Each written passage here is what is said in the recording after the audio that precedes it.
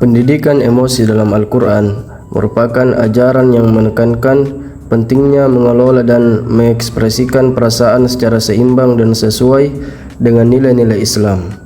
Al-Quran mengajarkan agar manusia tidak dikuasai oleh emosi negatif seperti marah, iri hati, dan sedih berlebihan. Misalnya, dalam surah Ali Imran ayat 134, Allah memuji orang-orang yang mampu menahan amarah dan memaafkan kesalahan orang lain. Ini menunjukkan bahawa pengendalian emosi adalah bagian dari karakter yang mulia. Selain itu, Al-Quran juga mendorong umatnya untuk memiliki ketenangan hati melalui zikir dan tawakal, seperti yang terdapat dalam surah Ar-Ra'd ayat 28. A'udzu billahi minasy syaithanir rajim. الذين آمنوا وتطمئن قلوبهم بذكر الله ألا بذكر الله تطمئن القلوب, yaitu orang-orang yang beriman dan hati mereka menjadi tentram dengan mengingat Allah. Ingatlah bahwa hanya dengan mengingat Allah hati akan selalu tentram. Menurut sebagian ahli tafsir seperti Al-Wahidi, ayat ini turun berkaitan dengan kaum mukminin yang pada masa-masa awal Islam menghadapi tekanan dan kesulitan dari kaum musyrikin. Mereka merasa gelisah dan sedih.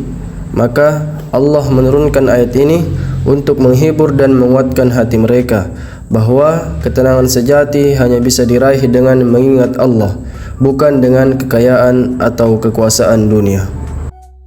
Tafsir Jalalain. Orang-orang beriman adalah mereka yang hatinya tenang dan tentram dengan berzikir kepada Allah. Disebutkan bahawa zikir dapat menenangkan hati karena di dalamnya terdapat harapan, cinta dan kedekatan dengan Tuhan. Yang kedua, tafsir Ibnu Katsir. Ayat ini menunjukkan keutamaan zikir. Zikir kepada Allah mendatangkan ketenangan, kebahagiaan dan menjauhkan dari kegelisahan. Hal ini menunjukkan bahawa keimanan dan zikir adalah obat hati yang paling manjur. Isi kandungan surah Ar-Ra'd ayat 28. Yang pertama, yaitu keutamaan iman dan zikir. Ayat ini menegaskan bahawa orang-orang beriman akan merasakan ketenangan dalam hati melalui zikir. Kemudian yang kedua, ketenangan sejati berasal dari Allah. Dunia tidak dapat memberi ketentraman sejati, hanya zikir dan kedekatan dengan Allah yang mampu melakukannya. Yang ketiga, pentingnya zikir dalam kehidupan sehari-hari. Zikir bukan hanya ritual, tapi sarana untuk menjaga stabilitas emosi dan spiritual. Kemudian yang keempat, menumbuhkan optimisme dan harapan. Dalam kondisi sulit, zikir menjadi sumber kekuatan dan harapan bagi kaum beriman.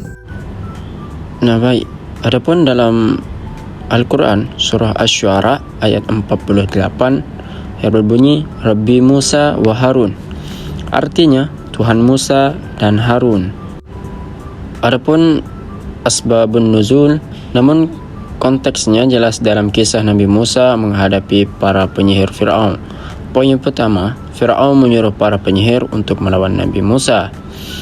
Poin yang kedua, setelah melihat mukjizat tongkat Musa berubah menjadi ular besar, para penyihir langsung menyatakan beriman kepada Allah.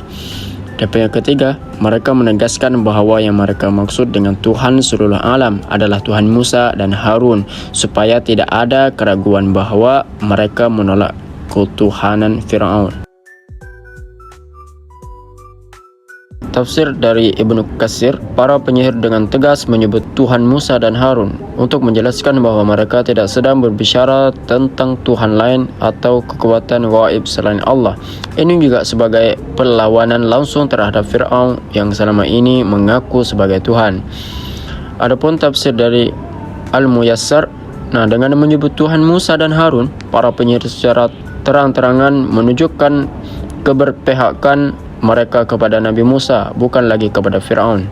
Baik, selanjutnya isi kandungan ayat.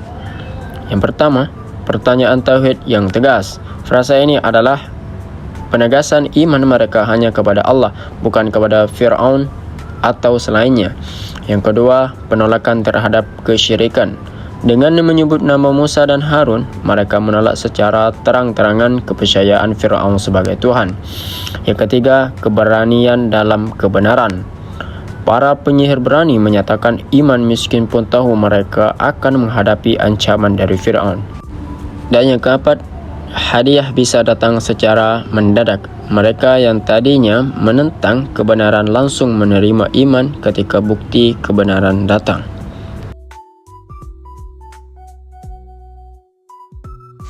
Analisis terbawi surah Ar-Ra'd ayat 28 pendidikan Islam.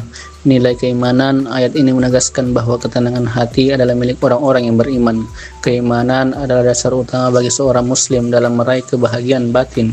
Terbiyatul imaniyah, pendidikan iman sangat penting untuk membentuk pribadi yang stabil dan tenang dalam menghadapi segala ujian kehidupan.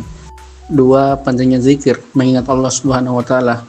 Zikir bukan sekedar aktivitas lisan, melainkan kesadaran hati yang mendalam terhadap kehadiran dan kekuasaan Allah Subhanahu wa taala. Zikir menjadi sarana pendidikan ruhiyah spiritual yang menguatkan jiwa dan membentuk kepribadian yang kokoh dan sabar. Dalam konteks terbawi, zikir merupakan metode pembinaan diri yang sangat efektif untuk mencapai ketenangan jiwa, sakinah. 3. Pengaruh zikir dalam pendidikan karakter. Zikir melatih kesabaran, keikhlasan, dan rasa syukur. Semua ini adalah bagian dari pendidikan akhlak. Siswa yang dibina untuk sering berzikir akan tumbuh menjadi pribadi yang tenang, tidak mudah stres, dan memiliki ketahanan jiwa yang baik. Surah Ar-Ra'd ayat 28 menekankan bahwa ketenangan hati adalah hasil dari keimanan dan zikir kepada Allah Subhanahu wa taala. Dalam konteks pendidikan Islam, tarbiyah ayat ini menjadi dasar bagi pengembangan aspek spiritual peserta didik, menunjukkan pentingnya pengintegrasian nilai-nilai keimanan dan zikir dalam seluruh aspek pendidikan, baik formal maupun non-formal, mendorong guru dan pendidik untuk mengarahkan siswa agar menjadikan zikir sebagai kebiasaan harian demi membentuk pribadi yang tenang dan stabil. Analisis terbawi surah Asy-Syu'ara ayat 48. Surah Asy-Syu'ara ayat 48 mengajarkan nilai terbawi tentang ketegasan menerima kebenaran, keberanian menyuarakan iman, serta kesiapan untuk mempertahankannya meski harus menghadapi resiko besar. Pendidikan dari ayat ini sangat penting dalam membentuk karakter mukmin sejati yang tidak hanya tahu mana yang benar, tapi juga siap memperjuangkannya.